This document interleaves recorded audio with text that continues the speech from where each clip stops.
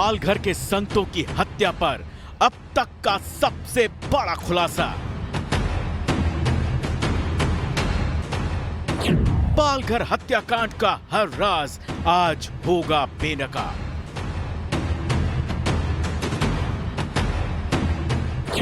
आज संतों के हत्यारों के मददगार होंगे बेपर्दा।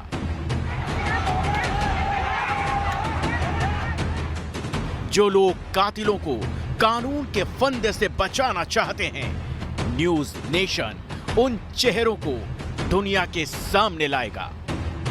पालघर में संतों की हत्या पर न्यूज नेशन की सटीक कवरेज का असर पूरे देश ने देखा। पालघर मर्डर केस से जुड़ी अहम खबर है। ग्राउंड जीरो से न्यूज नेशन की बड़ी पड़ताल। इंसानियत को शर्मसार करने वाली ये तस्वीरें। इतनी बड़ी संख्या में भीड़ जुटना। कातिलों की भीड़ से लेकर महाराष्ट्र पुलिस की कायरता तक, ग्राउंड जीरो से न्यूज नेशन की इन्वेस्टिगेशन में हुए खुलासों ने पूरे देश को सकते में डाल दिया। महाराष्ट्र सरकार का झूठ सामने आया। हत्या वाली रात का एक और वीडियो सामने आया है। इस वीडियो में नजर आ रहा है कि 6 पुलिस वाले यहाँ पर मौजूद हैं। 6 पुलिस वाले वहाँ पर दिखाई देते हैं और आखिरी में उनको भीड़ के हवाले कर दिया जाता है। इस कड़ी में आज हम आपको दिखाने जा रहे हैं उन लोगों का सच जो अपनी कारस्तानियों को सियासी रसूख तले ढकते आए हैं। आज वो बेनकाब होंगे जो सियासत के बड़े नाम को कवच की तरह इस्तेमाल करते आए हैं। न्यूज नेशन पर आज इस हत्याकांड में शामिल आरोपियों की सियासी साठगांठ की हर कड़ी होगी बेनकाब।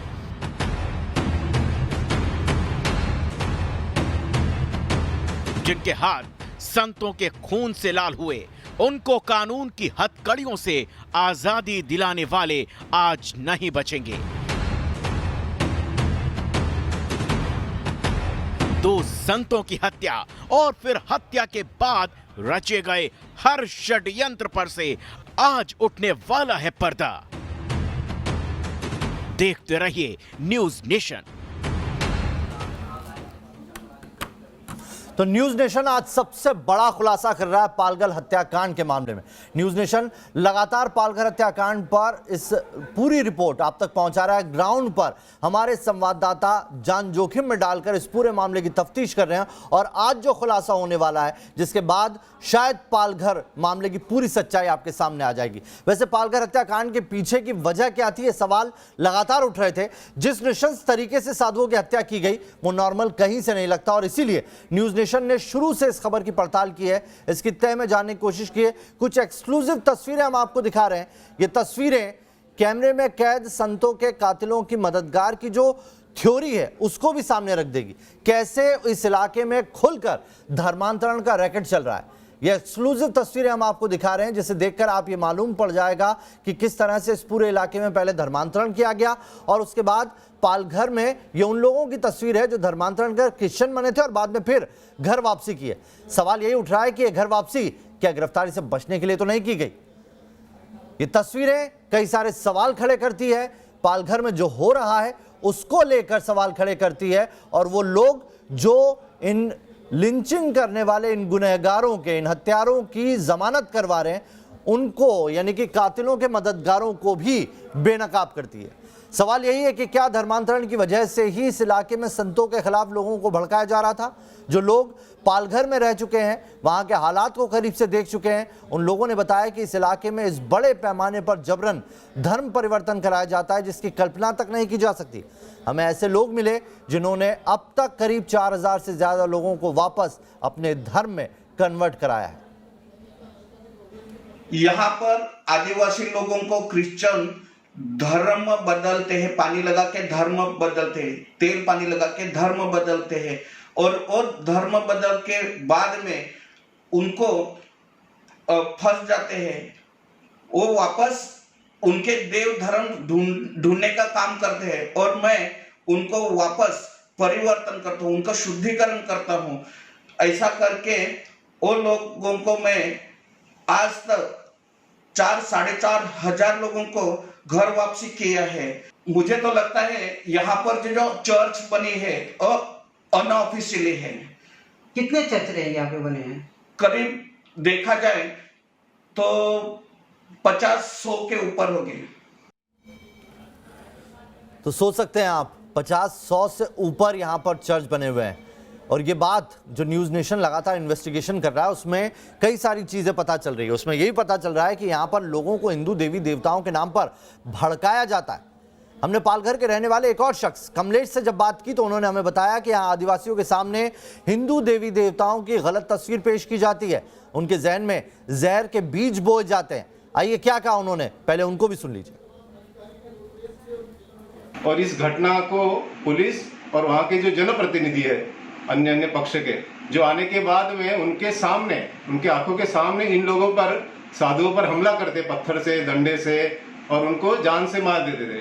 तो इससे ये साजिश लगती है कि कुछ इस 2-2.5 घंटे में ऐसा हुआ कि अन्य लोगों पे या अन्य जो यहाँ पर गतिविधि चलती है जो हमेशा से हिंदुओं के विरोध में करते, जैसे यहाँ पर कुछ संगठनाएं जो अपना काम हिंदू विरोधी कैसे है वो सभी गांव में बताते रहते हैं। जैसे कुछ लोग ऐसा बताते हैं कि राम हमारे देव नहीं है, रावण हमारे देव है, दुर्गा माता हमारी देव नहीं है, महिषासुर जो है वो हम उसकी पूजा करनी चाहिए। ये साधु संत जो है ये हम पर अत्याचार करते हैं, और ये जो हिंदू धर्म जो है वो हमारा नहीं है, आदिवासियों का हिंदू धर्म नहीं है, ऐसी जो बातें करती है।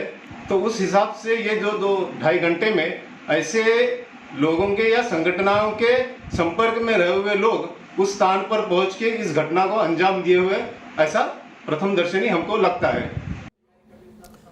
तो सुना आपने किस तरीके से धर्मांतरण की पूरी फैक्ट्री चल रही है पालघर में। और ये पहला वाकया नहीं है जब पालघर में इस तरह की कोई घटना हुई हो। पालघर वो जगह है जहां पर सीए और एनआरसी का सबसे ज्यादा विरोध होने की भी तस्वीरें सामने आती है। आइए अब आपको सुनाते हैं कि कैसे मिशनरी के स्कूलों में एडमिशन देने के नाम पर पक्षपात किया जाता है। हिंदुओं के लड़के लड़कियों को एडमिशन नहीं मिलता, और अगर एडमिशन मिल भी गया तो उनसे ज्यादा फीस ली जाती है। यानी कि इस तरीके के हालात पैदा किए जाते हैं कि वहां पर रह रहे आदिवासी या तो क्रिश्चियन हो जाए या फिर उनको वहां पर रहना है, पढ़ाई करानी है अपने बच्चों को, तो उसके लिए किस तरीके से परेशान किया जाता है। देखिए ये बाइट सुनिए। हमारे गांव में जो क्रिश्चियन मिशनरी है उधर हमारे गांव में उसका स्कूल है, चर्च है, उसका कॉलेज भी है। वो लोग जो क्रिश्चियन धर्म स्वीकारेगा, मतलब जो क्रिश्चियन धर्म अपनाएगा उसको एडमिशन देता है स्कूल में। बाद में जो हिंदू होएगा उसको एडमिशन नहीं देता है, उसको पूछता है तू बपतिस्मा का दाखला देके आ पहला, बाद में एडमिशन देगा ऐसा। और जो हिंदू होएगा उसका फीस ज़्यादा लेता है उधर गांव में। हमारे गांव में सब आदिवासी पूर्वज रहते हैं, वो उसका अध्ययन है, उसको समझता नहीं है। उसके लिए उसके घर घर जाके वो लोग हमारे स्कूल में हमारे उधर आओ, हम तुम्हारे को पढ़ाएगा, ये करके वो सब उसको आमिष दिखा के तुम्हारा जो ये किया नहीं है ना, उसको बपतिस्मा लिया नहीं, उसको ज़्यादा पैसा लेगा, तुम लोग क्रिश्चियन बनेगा, तुम्हारा पैसा माफ होएगा, ऐसा करके वो लोग उधर एडमिशन देता है। तो देखा आपने किस तरीके से मानसिक और आर्थिक रूप से वहां पर लोगों को तोड़ा जाता है और उन्हें फिर किसी तरीके से क्रिश्चियन बनने के लिए प्रेरित किया जाता है। कई सारे ऐसे धर्म परिवर्तन करवाने वाली मिशनरीज वहां पर काम कर रही है। हमारे साथ खास मेहमान जुड़े हुए हैं, राम कदम जी हमारे साथ बीजेपी से जुड़ गए हैं, विनोद बंसल वीएचपी की तरफ से जुड़े हुए हैं, हुसैन दलवई कांग्रेस की तरफ से रुख रखेंगे, और मेरे वरिष्ठ सहयोगी दीपक चौरसिया भी मेरे साथ जुड़ गए हैं इस पूरी खबर पर। तो सबसे पहले विनोद बंसल जी, ये जो सबसे बड़ा खुलासा हो रहा है, जिस तस्वीरें आपने देखी है, धर्मांतरण की एक फैक्ट्री चल रही है और इसके तार अब आपको समझ में आएंगे कि कैसे वो संतों तक पहुंचे, कैसे एक जो वहां पर लोग मौजूद है जो मददगार है कातिलों के, उन्हें उन लिंचिंग करने वालों का ह्यूमन राइट दिख जाता है लेकिन संत का ह्यूमन राइट नहीं दिखता है। देखिए, सबसे पहले तो आज आदि शंकराचार्य जी की जयंती है, उस पर मैं शुभकामनाएं देते हुए आप सभी लोगों से, आपके चैनल के माध्यम से संपूर्ण हिंदू समाज से अपील करूंगा के पूज्य संत जो कि पालघर में इस महान जो बड़े से बड़ा हत्याकांड था, जघन्य हत्याकांड, उसमें जो मारे गए उनको श्रद्धांजलि देने के लिए एक दीपक सब अपने घर में जलाएं और सरकार को सद्बुद्धि देने के लिए भगवान से प्रार्थना करें। दूसरी बात ये देखिए, जो पालघर की घटना है संपूर्ण विश्व ने देखी है और वो वीडियो एक नहीं अनेक वीडियो भी आए हैं। उन वीडियो में बड़ा स्पष्ट तौर पर साफ हो रहा है और आपके आज खुलासे ने तो एकदम दूध का दूध पानी का पानी कर दिया, जिसको हम बार बार कहते थे कि क्रिश्चियन मिशनरियां देश के अंदर षड्यंत्र पूर्वक देश विरोधी गतिविधियां चला रही हैं। भोले वाले हिंदू समाज को जो ट्राइबल है, आदिवासी है, गिरिवासी है, वनवासी है, उसको विभिन्न प्रकार से लोभ लालच और जोर जबरदस्ती के कारण जो है उनका धर्मांतरण कर रही है, उनको राष्ट्रीय मुख्य धारा से अलग कर रही है। ये जो क्रिश्चियन मिशनरीज हैं उनका नेक्सस जो है, हमने साफ कहा, आज नहीं दशकों पूर्व माननीय अशोक सिंघल जी ने कहा बाकायदा भरी प्रेस कॉन्फ्रेंस में कि ये जो सोनिया गांधी जब से आई हैं तब से भारत के अंदर ईसाई गतिविधियां बड़े पैमाने पर चालू हो गई हैं और क्रिश्चियन जो है वो भारत की आत्मा पर हमला कर रहे हैं। बड़े पैमाने पर धर्मांतरण ही नहीं कर रहे बल्कि राष्ट्रांतरण भी कर रहे हैं। और ये देखिए जो पालघर की घटना में उसमें कई सारी बातें स्पष्ट हो गई हैं।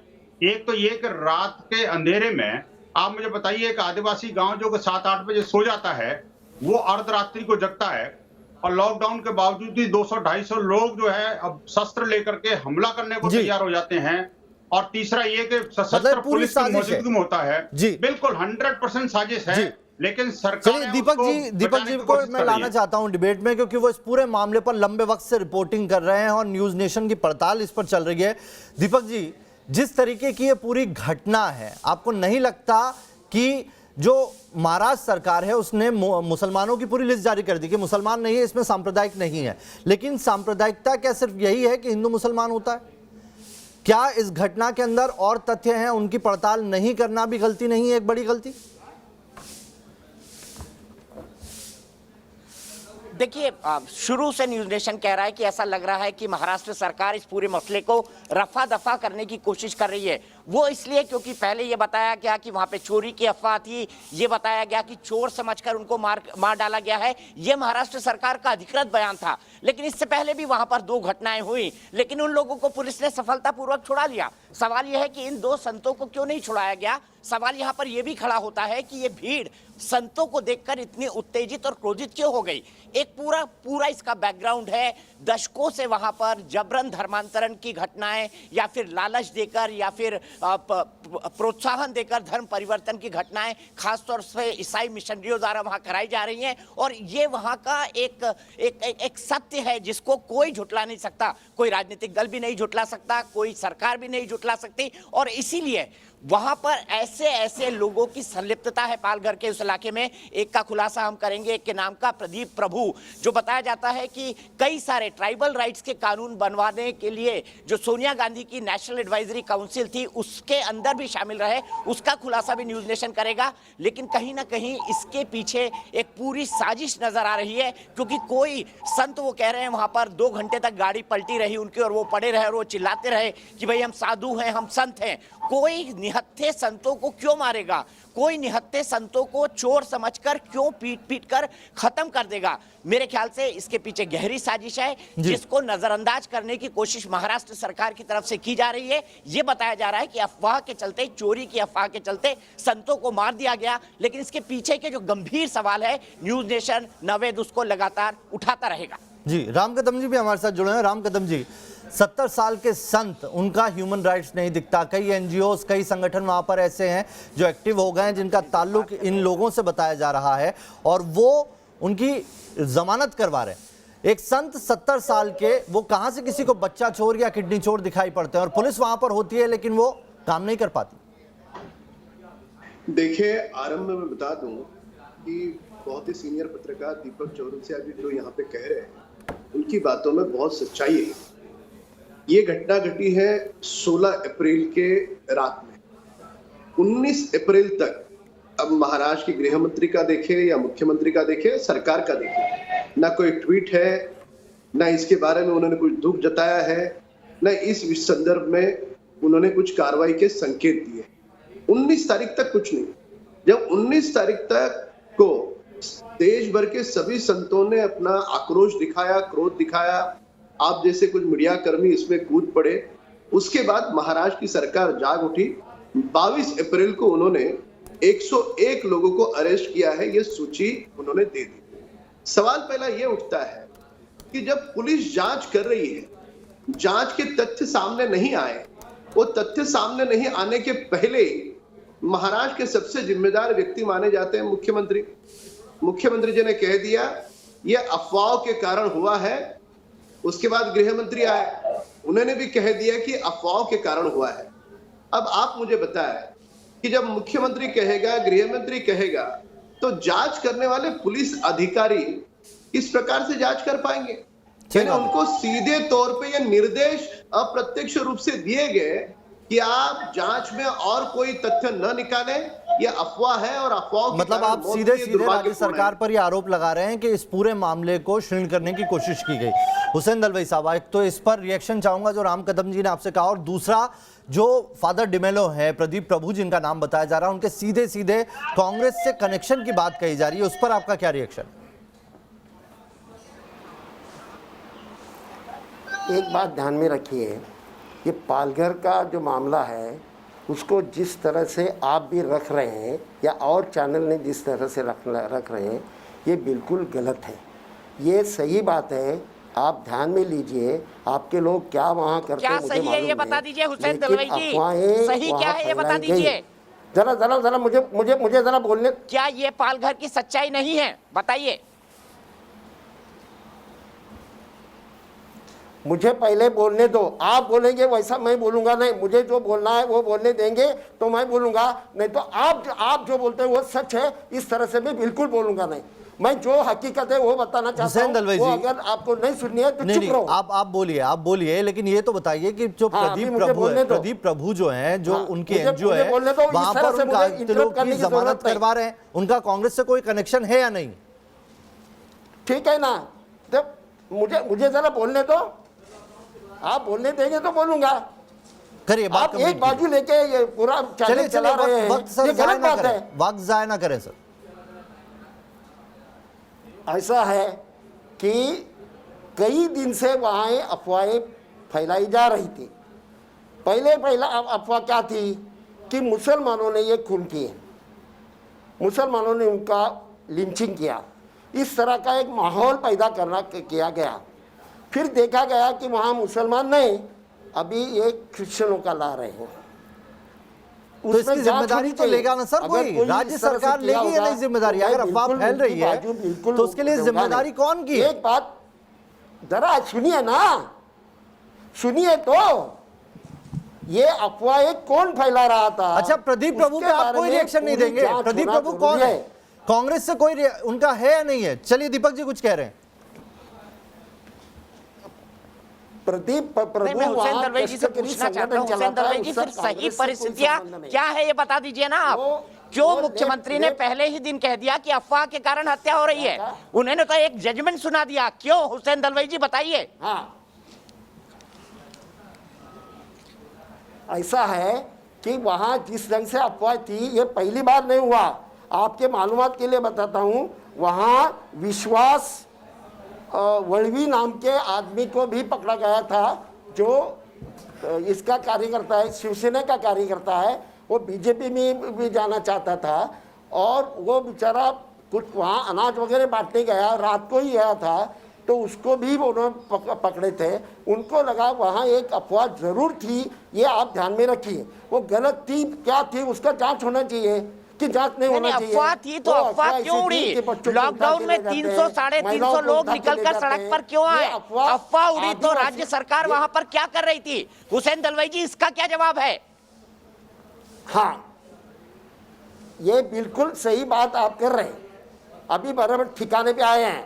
अभी जरा सुनिए, राज्य सरकार ये डायरेक्ट ये हर जगह जाती नहीं, वहां का एसपी क्या कर रहा है ये पूछिए आप। ये बार बार मैं बोल रहा हूं, वहां जो एसपी है वो पगार लेता है, तनख्वाह लेता है, वो क्या काम कर रहा था? क्योंकि ये अफवाहें अभी तक तो एसपी पे आपने कार्रवाई क्यों नहीं की? हुसैन कायदे से दलवाई तो जी, एसपी जी, पर जी। हत्या का मुकदमा दीपक दर्ज जी, होना हुसैन दलवाई चाहिए। जी। बिना जरा हथियार सुनिए के तो। उन्होंने जवानों को भेज दिया संतों की अरे रक्षा जरा के लिए। सुनिए, कौन ये बीच में बोल रहा है? अरे चुप रहे। हुसैन दलवाई जी, आप जिस प्रदीप तरह से प्रभु बात पे करता आप सुनिए सर, मुझे बोलने देंगे तो मैं बोलूंगा, नहीं आप तो नहीं बोलिए, बोलूंगा। पूरी बात आप बोलिए। अपने अपनी लाइन चलाने वाले, ये हकीकत क्या है जरा सुनिए। सर आप जवाब वास्तव बात क्या का है, देंगे नहीं, सुनिए। आप अपनी लाइन चला रहे हैं। मेरा प्रदीप मैं प्रभु जो का बोल नाम रहा हम हूं, जब ले रहे हैं तो आप शायद जिक्र नहीं कर मुझे बोलने रहे हैं। एक दीजिए बयान तो सुन नहीं। लीजिए, एक बयान सुन लीजिए, खुद प्रदीप प्रभु का बयान आया, सुनिए सर। वही बोल रहा हूँ प्रदीप। मैं भारत सरकार के समिति का सदस्य था। हाँ? कोई भी भारत सरकार के मालिकाना नहीं थे। मैं मनमोहन सिंह के समिति में था। हाँ?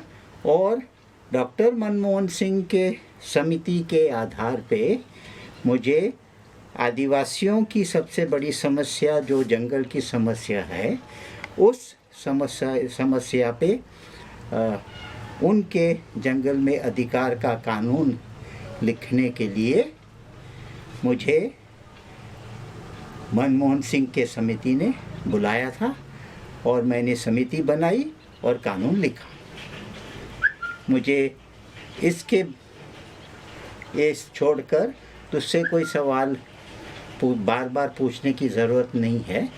मांग थी आदिवासियों की, लगभग 8 या 10 साल बड़े आंदोलन हुए, जिस पे आदिवासी के जो आंदोलन के नेतृत्व मैंने किया था। हुसैन साहब आप बोलेंगे कुछ? प्रदीप प्रभु जिनके बारे में आप कुछ नहीं कहना चाह रहे हैं, जो जमानत करवा रहे हैं वहां पर उन कातिलों की, वो खुद कह रहे हैं कि वो एनएससी के सदस्य थे। क्या कर रहा था इतने दिन? एनएससी के सदस्य थे वो, और आदिवासियों की आजादी, इस आजाद मुल्क में आदिवासियों की आजादी का कानून बना रहे थे वो। ऐसे ही कानून बना रहे थे जिससे कि संतों की हत्या हो जाए। आदिवासियों को अपने हक देने चाहिए, ये कानून बनाना कोई गलत बात है क्या? कोई गलत बात नहीं है। वो जो नहीं हुसैन दलवाई जी, सवाल सुनिए। ये वही फादर डिमेलो हैं, ये वही फादर डिमेलो हैं जिनके ऊपर वहां पर लगातार धर्मांतरण के आरोप लगे हैं। वो खुद मानते हैं कि वहां पर वो आदिवासियों को क्रिश्चियन में कन्वर्ट कराते थे। ये काम उन्होंने अपने जवानी के समय में किया है, लेकिन अब वो एनजीओ के कार्यकर्ता बन गए। इन तमाम लोगों के तार प्रदीप प्रभु और फादर डिमेलो और उनकी पत्नी शिराज बलसारा, जिनके कांग्रेस हाईकमान से सीधे संपर्क है, उनसे क्यों जुड़ रहे हैं? सवाल ये है, जवाब दीजिए। ये आपको मालूम है क्या? शिराज बलसारा जो है वो क्रिश्चियन नहीं है, वो पारसी है। उसका क्रिश्चियन धर्म से कोई संबंध नहीं। अभी आप जो बोलते हैं वो इस तरह का प्रचार करते हो। मैंने कब कहा वो क्रिश्चियन है? फादर डिमेलो क्रिश्चियन है, ये बता रहा हूं आपको कि ये ठीक है ना, उसकी जात क्रिश्चियन है, ये क्या उसकी क्रिश्चियन है ये होना? मैं मुसलमान हूँ, ये क्या मेरा दोष है क्या? क्रिश्चियन है तो वो अगर इस तरह का प्रचार करता होगा और ये मामले में उसका कुछ होगा तो उसकी जांच करो ना। मैं उसके खिलाफ नहीं हूँ, ध्यान में रखिए। आप जिस ढंग से बोलते हैं ना, जो करने वाले हैं वो कौन है, क्या है, उसकी पूरी जांच होनी चाहिए। जांच उसकी भी होनी चाहिए। बुलंदशहर में जो पुलिस ऑफिसर मारा गया उसकी भी जांच होनी चाहिए। हर दिन लिंचिंग होता है अलग अलग जगह, उसकी भी जांच होनी चाहिए। जांच के जिस तरह से अभी अरब देश में भी बहुत बढ़िया बात की आपने हुसैन दलवाई साहब। इस मामले को उद्धव सरकार रफा दफा करने की कोशिश क्यों कर रही है? अरे दिलगिरी व्यक्त करने लगी, माफी मांगने लगी उन देशों को। वहाँ ऐसा है। तेजस आपके आला कमान पहलू खान और उन सब पे रिएक्शन दे देते हैं, लेकिन अगर बात आती है संतों की तो उस पर अभी तक एक रिएक्शन नहीं है आपकी सरकार, आपकी पार्टी की तरफ से, आपकी पार्टी के आला कमान की तरफ से। क्या रिएक्शन? वो हमारी पार्टी का है ही नहीं। वो इसका कष्टगिरी संगठन का कार्यकर्ता है, वो कभी भी पार्टी में नहीं था। नहीं, इसको कंडेम करेंगे। चलिए ये चर्चा आगे रहेगी। मैं आता हूं आपसे, आप शायद सवाल समझ नहीं पा रहे। तबरेज की लिंचिंग सवाल होती है, जी। अखलाक की लिंचिंग होती उस है, पर रिएक्शन तो आ राहुल जाते गांधी हैं। बोलते हैं, गांधी परिवार बोलता है, लेकिन संतों की लिंचिंग पर गांधी परिवार खामोश क्यों है? ये सवाल तो उठेगा ना हुसैन दलवाई भाई। गांधी परिवार बार बार बोला है, ऐसी बात नहीं है। हम लोग अरे गांधी बार परिवार बार मत बोले बोलो, कि ये सोनिया लिंचिंग होना आज तक एक शब्द भी नहीं बोला पालघर में उसको गांधी संतों की परिवार हत्या मामले पर आज कोई तक बयान एक नहीं भी आया। शब्द नहीं बोला। आया है। एंटोनियो माइनो का परिवार है, वो गांधी परिवार नहीं है। अगर गांधी परिवार होता तो अभी तक संतों की हत्या पर चले विनोद बिरला जी, गया होता। राम कदम जी, हुसैन दलवाई साहब और दीपक जी, आप सभी बने रहिए। इस बड़ी चर्चा को आगे जारी रखेंगे। एक छोटा सा ब्रेक ले रहे हैं, तुरंत हाजिर हो रहे हैं।